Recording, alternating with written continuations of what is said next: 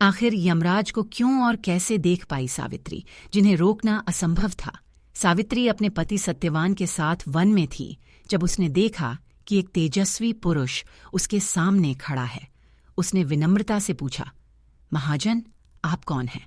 सामने खड़े पुरुष ने उत्तर दिया, मैं वह हूं जिसे संपूर्ण ब्रह्मांड में कोई रोक नहीं सकता।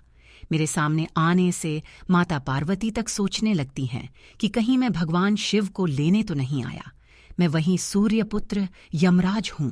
सावित्री ने श्रद्धा से हाथ जोड़कर यमराज को प्रणाम किया और पूछा, भगवान, आप यहाँ क्यों आए हैं?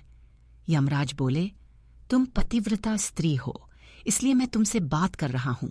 मैं यहाँ तुम्हारे पति सत्यवान के प्राण लेने आया हूं, क्योंकि उसकी आयु पूरी हो चुकी है।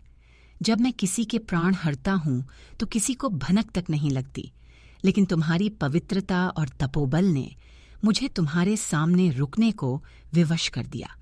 सावित्री ने यमराज से कहा, भगवान, सुना है कि आपके दूत प्राण हरने आते हैं, फिर आप स्वयं क्यों आए? यमराज ने सत्यवान को अपने पाश में बांध लिया और खींचने लगे। वे बोले, मेरे दूत उन्हीं के पास जाते हैं जो साधारण होते हैं, लेकिन मुझे पता था कि तुम मेरे सामने आ जाओगी, इसलिए मैं स्वयं तुम्हारे पति को लेने आया हूं। सावित्री हाथ जोड़कर विनती करने लगी, हे प्रभु, मेरे पति को मत ले जाइए। यदि आप उन्हें ले जाना ही चाहते हैं तो पहले मेरे प्राण हर लीजिए। यमराज ने गंभीर स्वर में कहा, सावित्री, तुम्हारी मृत्यु का समय अलग है और सत्यवान का अलग। लेकिन सावित्री अपने निश्चय पर अडिग रही। हे यमराज, मेरे लिए मेरे पति ही सब कुछ है। मैंने इनके अलावा न किसी और को चाहा है, न कभी चाहूंगी। आप मेरे प्राण लिए बिना मेरे पति को नहीं ले जा सकते। सावित्री के तपोबल और प्रेम से यमराज के कदम वहीं रुक गए।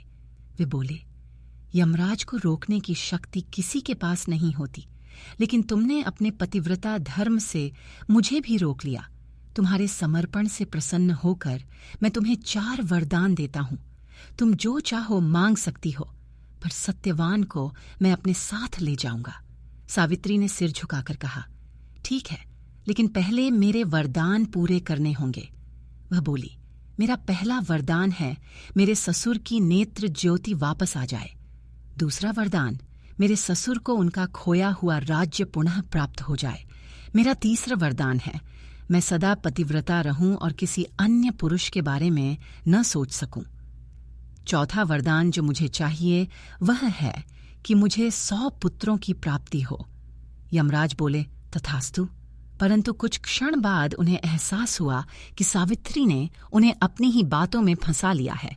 उन्होंने क्रोधित होकर कहा, मैं तुम्हें 100 पुत्रों का वरदान कैसे दे सकता हूं, जबकि मैं तुम्हारे पति को ले जा रहा हूं? सावित्री मुस्कुराकर बोली, प्रभु, आपने मुझे 100 पुत्रों का वरदान दिया है। यदि मेरे पति ही नहीं रहेंगे तो मेरे पुत्र कैसे होंगे? और यमराज की वाणी असत्य नहीं हो सकती। यदि आपकी बात झूठी निकली तो ब्रह्मांड की व्यवस्था भी झूठी हो जाएगी। यमराज यह सुनकर निरुत्तर हो गए। वे सत्यवान को लेकर आगे बढ़ने लगे, लेकिन सावित्री ने फिर से उनका मार्ग रोक लिया और कहा, हे प्रभु, यदि आप इन्हें ले जाना चाहते हैं तो मेरी मृत्यु के बाद ले जाइए। पहले मुझे इस संसार को छोड़ने दें। यदि आप ऐसा नहीं करते तो आप अपनी ही नीति तोड़ देंगे और फिर यमराज नहीं कहलाएंगे। यमराज ने हार मान ली और सत्यवान की आत्मा को मुक्त कर दिया। उन्होंने सावित्री को आशीर्वाद देते हुए कहा, आज के बाद जो भी स्त्री अपने पति की लंबी आयु के लिए व्रत रखेगी, उसकी मनोकामना पूर्ण होगी और उसके पति को कभी अकाल मृत्यु का भय नहीं रहेगा। इतना कहकर यमराज वहां से चले गए। कुछ समय बाद सत्यवान की आंखें खुलीं। उसने सावित्री से कहा, मैं बहुत देर तक सोता रहा, तुमने मुझे जगाया क्यों नहीं? वह दिव्य पुरुष कौन थे जो मुझे खींच रहे थे? सावित्री मुस्कुराई और बोली, वे स्वयं यमराज थे, लेकिन अब वे चले गए हैं। इस प्रकार सावित्री ने अपने प्रेम, बुद्धिमानी और निष्ठा से यमराज तक को झुका दिया और अपने पति को मृत्यु के मुख से वापस ले आई। तभी से सावित्री व्रत एक पवित्र परंपरा बन गया, जो पति की लंबी आयु के लिए रखा जाता है।